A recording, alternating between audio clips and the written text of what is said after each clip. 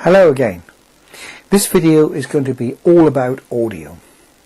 Now, I don't know about you, but I've had some disasters with audio on videos, especially if you're using the internal microphone on your camcorder. You can get all sorts of extraneous noises.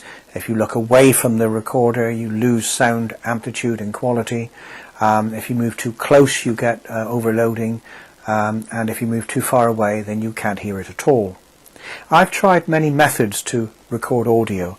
I've used a plug-in microphone, this one which plugs into the side of my camcorder. That has limitations because you've got to keep moving it around with you. The lead is limited. It picks up lots of noises. I've tried using this, which is a wireless microphone. Again, it's quite a big clumsy affair. You either hold it here or you have it on a boom, which you invariably bang your head on. That has issues as well. The sound you're hearing now is coming from this device, which is basically a small audio sound recorder. And this one I think I paid about £39 for. Bought it in Argos, and it's quite a high quality one. So I've got feeding into it, I've got a small microphone. Now, some people call these lavalier microphones, but a lavalier is one that dangles around your neck, but this isn't that. It refers to an old piece of jewellery, but that's by the by. This is a tie clip microphone or a lapel microphone, and the particular one I'm using here, it's very small, it has noise reduction on it, and I paid about £8 for it, would you believe, from Amazon. It's a SpeedLink microphone, and I'll talk to you more about that later.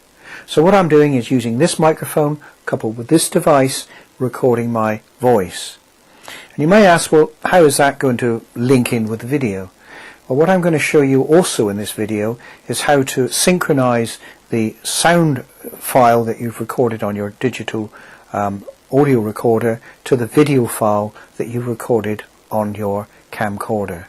And when you go into your editing software, most software these days has a facility for putting the two files in separately and syncing them together. And I'm going to show you how to do that so that you end up with a really nice video, but with absolutely crystal clear sound on it. One word of warning. A few days ago I was practicing this, and I had some background noise on my audio. Looked at it on the screen, and there was a definite line of background noise there. Couldn't figure it out. Sometimes it was there, sometimes it wasn't. Checked all my kit. What I found in the end was I had my mobile phone in my pocket, and that was causing the interference. You know, that kind of interference you get when your mobile phone's in your car and you get the radio going.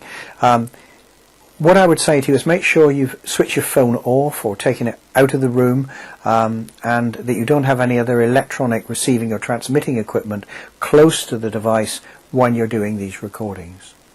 Well, I think that's about enough from me now. I'm now going to show you the equipment I'm using, a little bit about it, and then we're going to go into the third part of the video, which will be showing you how to do the synchronization bit on the computer. So let's get started. So this is the equipment that I purchased. I purchased a SpeedLink lapel microphone, which is excellent value for money.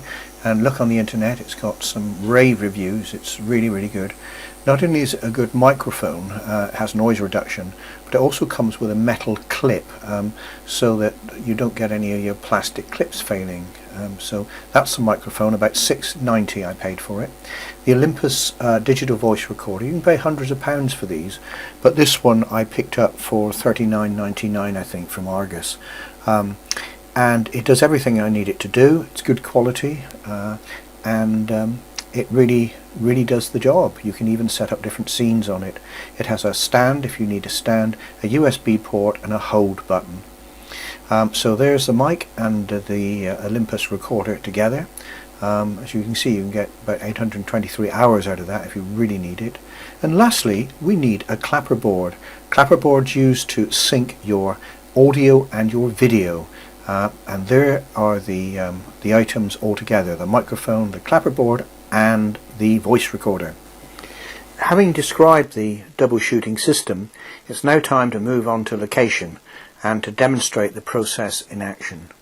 So we're going to leave the house and we're going to find somewhere suitably attractive to do a short demonstration on the double shooting system. So why don't you come with me and let's see what we can find.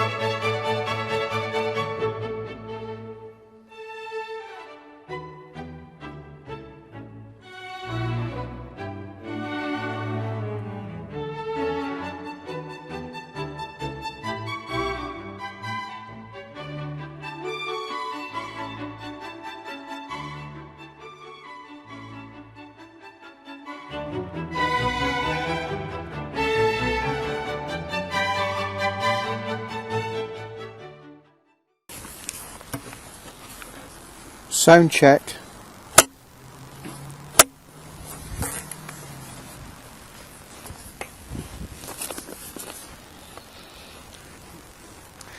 Hello, so I've arrived at my location in probably one of the most impressive locations that I could have chosen. It is of course the Royal Crescent in Bath.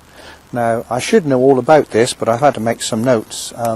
It's a street of 30 terraced houses laid out in a sweeping crescent in the city of Bath, and it was designed by John Wood the Younger and built between 1767 and 1774.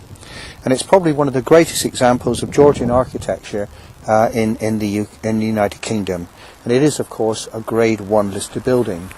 In the centre of it there's the famous Royal Crescent Hotel, if you can afford to stay there, and many notable people and famous people have lived here in the Crescent over the 250 years, 230 years rather, that it's been in existence. The Royal Crescent is located in Victoria Park, and that's where I am now, and we're going to see a few shots of that in a moment. The street is known today as the Royal Crescent. It was originally known as the Crescent, but it was claimed that after Prince Frederick, Duke of York and Albany stayed here, it was renamed the Royal Crescent. John Wood designed the great facade with the Ionic columns and a restructured ground floor. There are 114 columns and they're 30 inches or 76 centimetres in diameter, reaching 47 feet in height. The central house, now the hotel, boasts 2 sets of columns. Each original purchaser bought a length of the facade and then employed their own architect to build a house behind the facade to their own specifications.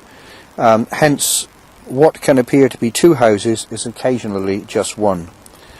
The system of town planning is betrayed at the rear of this wonderful crescent, as can be seen from the road behind. It just looks like a hodgepodge. While the front is symmetrical, the rear is a mixture of differing roof heights, juxtapositions, and craziness. So that's the Royal Crescent, and this is my location video. I'm recording on the digital recorder, and let's see what all this sounds like when we put it together in my video. Okay, so now I've loaded the video file and the original audio onto the computer. I'm using Movie Plus X6 in this instance, and the lower file is the digital one imported from my digital audio recorder, and that's down the bottom. And I've lined up the 2 claps from the clapperboard 1 and 2 so that they coincide. Here's another shot which shows how you can move the imported digital file so they line up with the original and that's just another way of doing it. Once they're perfectly aligned, you should have perfect sync. So this is what's happening here. Here's an overview. This one shows the video of my clapperboard going down 1 and 2, and that should line up all the synchronization that I need. So that's it. I should have perfectly synchronized sound. Well, that's it. I've used my small digital recorder and an external microphone to put the whole of this video together, and I think I'm quite happy with the results, and I think you will be too if you try a similar thing. I haven't done any interviewing or anything like that, but and I haven't been a long distance away from the camera. I think the furthest was about 4 meters when I did the video at the Royal Crescent. It does work. It is a useful technique to use. I hope if you do use it, you are successful. I've enjoyed doing it, and I hope you learnt something. So until the next time, I'm going to say goodbye. So take care, and happy videoing. Bye.